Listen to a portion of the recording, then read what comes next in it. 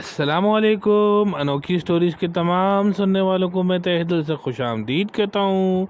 دوستوں، ساتھیوں، بچوں، آج میں آپ کو جنگجو کی دوسری قسط سنانے جا رہا ہوں۔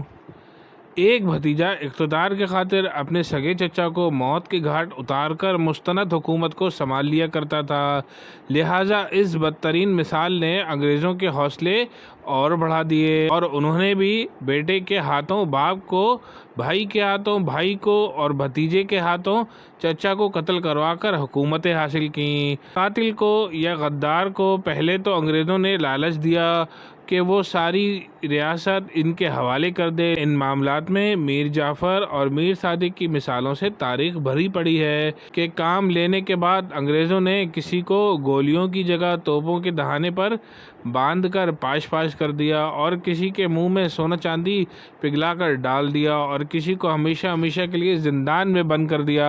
انگریزوں نے ہندوستان کی عوام اور خواص کی عیاش طبیعت کا اندازہ اس طرح سے لگایا تھا کہ انہوں نے ملاحظہ کیا کہ ایک ایک بادشاہ نے 4 شادی کی ہوئی ہیں اور اس کے علاوہ 10 یا اس سے زیادہ کنیزیں بھی رکھی ہوئی ہیں، اور تاریخ گواہ ہے کہ عورت کے پیچھے سلطنتیں تباہ ہوئی ہیں اور بادشاہتیں ختم ہوئی ہیں۔ لہٰذا انگریزوں نے بھی اپنی عورتوں سے کام لیا اور انگریز عورتیں بھی اپنے مردوں کے شانہ بشانہ اس مہم میں کام کرنے لگیں اور اپنے مردوں کے نقش قدم پر چلنے لگیں۔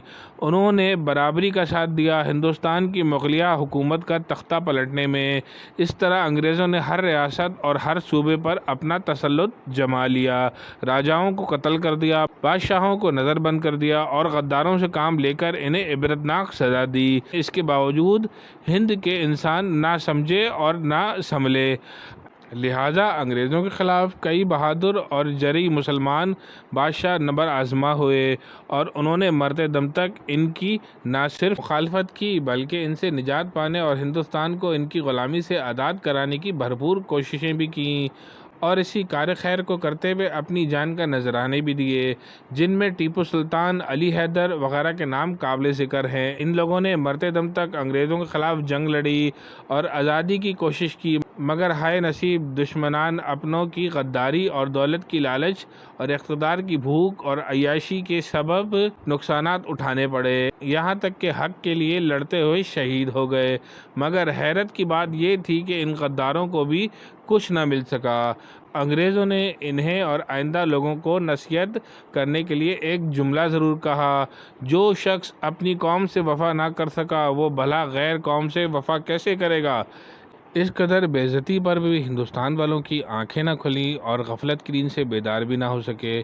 جنگجو بھی اس زمانے میں زمین سے نکلا اور آسمان سے نازل ہوا، یہ کسی کو معلوم نہیں تھا، لیکن اس نے ہر طرف لاشوں کے ڈھیر لگا دیے۔ جنگجو کو عوام پسند کرنے لگی تھی، وہ ہر دل عزیز ہو گیا تھا کیونکہ اس میں بہت سی خوبیاں تھیں۔ ایک تو وہ انگریزوں کو پہلے قتل کرتا تھا جنہوں نے زیادتی میں حد سے تجاوز کیا ہوا تھا، وہ ہندوستان کی رعایا کو اپنا غلام سمجھتے تھے، 20 گھنٹے تشدد کر کے مشقت کا کام لیا کرتے تھے، انہیں پیٹ بھر کر کھانا بھی نہیں دیتے تھے اور آرام کی مہلت بھی نہیں ملتی تھی، وہ جس کو مرضی آئے قید کر کے رکھتے تھے، ہر حسین اور جوان لڑکی کو اٹھا کر لے جایا کرتے تھے۔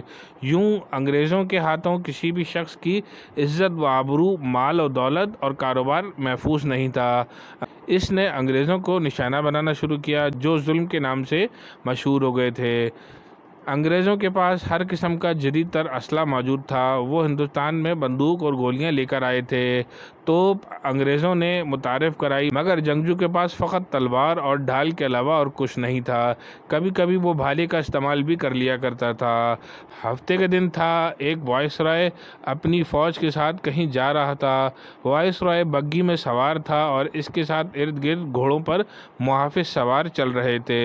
ہندوستان میں انگریزوں کو گورا کہا جاتا تھا۔ گورے آ رہے ہیں، یہ آواز لگا کر عورتیں اپنے گھروں کے دروازوں اور کھڑکیاں بند کر لیا کرتی تھیں۔ اس روز بھی ایسا ہوا کہ سب نے اپنے اپنے گھروں کے دروازے اور کھڑکیاں بند کر لی، مگر اتفاق سے ایک 3 سالہ بچہ خوف زدہ ہو کر ادھر ادھر دوڑنے لگا اور وہ دوڑ کر بگھی کے سامنے آ گیا۔ وائس رائے کو بچے کا خیال بھی نہ آیا اور اس سنگ دل ظالم انسان نے بچے کو بگھی کے نیچے رون ڈالا۔